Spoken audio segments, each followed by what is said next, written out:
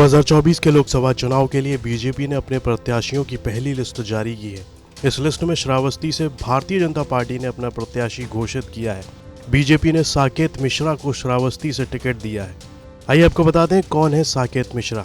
साकेत मिश्रा पूर्वांचल विकास board के सलाहकार और विधान परिषद सदस्य हैं। साथ ही प्रधानमंत्री नरेंद्र मोदी के पूर्व प्रधान सचिव रहे नृपेंद्र मिश्रा के बेटे हैं। वहीं नृपेंद्र मिश्रा इस समय राम मंदिर निर्माण समिति के अध्यक्ष हैं। साकेत मिश्रा मूल रूप से देवरिया जिले के निवासी बताए जा रहे हैं। वहीं साकेत मिश्रा खुद श्रावस्ती जिले को अपना ननिहाल बताते हैं।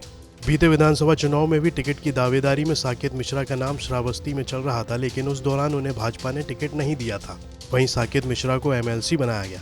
विधानसभा चुनाव से ही साकेत मिश्रा जमीनी स्तर पर श्रावस्ती में जी जान से जुटकर लोगों के बीच में पहुंचकर उनके हर सुख दुख में हर संभव मदद करते हैं, जिसके चलते ही साकेत मिश्रा को शहर से लेकर गांव तक हर कोई जानता और पहचानता है। साकेत मिश्रा अपने सरल स्वभाव के लिए जाने जाते हैं। यही वजह है कि उनसे चाहे एक छोटा बच्चा भी मिलने आए, उसके लिए भी वो तुरंत समय निकाल लेते हैं। साकेत मिश्रा की शिक्षा की बात की जाए तो दिल्ली के सेंट स्टीफेंस कॉलेज से इकोनॉमिक्स की पढ़ाई की। उसके बाद उन्होंने आईआईएम कोलकाता से मैनेजमेंट की डिग्री हासिल की। वहीं साकेत मिश्रा ने सिविल सेवा की परीक्षा दी और 1994 में आईपीएस बने। वहीं नौकरी के कुछ दिनों बाद साकेत मिश्रा ने अपने पद से इस्तीफा दे दिया और फाइनेंस सेक्टर में वापस लौट आए। साकेत मिश्रा ने जर्मनी के डच बैंक में नौकरी भी की है, लेकिन बैंक की नौकरी भी उन्हें रास नहीं आई और वो वापस घर श्रावस्ती आ गए। वहीं विधानसभा चुनाव के बाद से सबसे ज्यादा समय साकेत मिश्रा श्रावस्ती लोकसभा में ही बिताते रहे। श्रावस्ती लोकसभा सीट की राजनीति के बारे में बात करें तो लोकसभा श्रावस्ती में बलरामपुर की 3 और श्रावस्ती की 2 विधानसभा सीट शामिल हैं।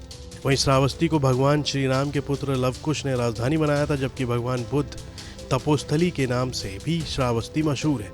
वहीं 2008 परसीमन के बाद श्रावस्ती लोकसभा में 2009 में पहला चुनाव हुआ था। उस दौरान कांग्रेस के विनय पांडे सांसद बने थे। वहीं दूसरा चुनाव 2014 में हुआ। उस दौरान भाजपा के दद्दन मिश्रा सांसद बने, जबकि तीसरा चुनाव 2019 में हुआ। उस दौरान सपा बसपा गठबंधन के बसपा उम्मीदवार राम शिरोमणि वर्मा सांसद बने, जो कि मौजूदा सांसद भी हैं। और तीसरी बार 2019 में श्रावस्ती में जनता ने कमल नहीं खिलाया था। 2014 में हुए लोकसभा चुनाव में माफिया अतीक अहमद ने सपा के टिकट पर श्रावस्ती में चुनाव लड़ा था, लेकिन उस दौरान मोदी लहर में भाजपा प्रत्याशी दद्दन मिश्रा ने जीत हासिल की थी। वहीं मौजूदा समय में श्रावस्ती लोकसभा में शामिल बलरामपुर विधानसभा की तुलसीपुर और बलरामपुर सदर सीट भाजपा के खाते में है, जबकि गैसड़ी सपा के खाते में है। वहीं श्रावस्ती की 2 सीटों में भिनगा सपा के खाते में, जबकि श्रावस्ती भाजपा के खाते में है। इस सीट पर हुए लगातार 3 चुनाव में अलग अलग दलों के सांसद जनता ने चुने हैं। श्रावस्ती लोकसभा में अनुमानित करीब 30 लाख वोटर बताए जा रहे हैं, जिनमें करीब 30% ब्राह्मण हैं, करीब 20% मुसलमान हैं, जबकि करीब 15% यादव हैं। वहीं करीब 25% कुर्मी और करीब 12% दलित वोटर बताए जा रहे हैं। अब बात कर लेते हैं लोकसभा श्रावस्ती के मौजूदा सांसद की।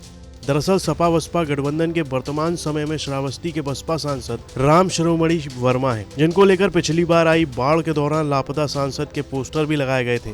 दरअसल जनता और युवाओं का कहना था कि सांसद जब से जीत कर आए हैं तब से बहुत कम ही लोगों के बीच नजर आए हैं और इस बाढ़ जैसी आपदा के बीच में भी सांसद लापता है। श्रावस्ती से पंकज वर्मा की रिपोर्ट, यूपी तक।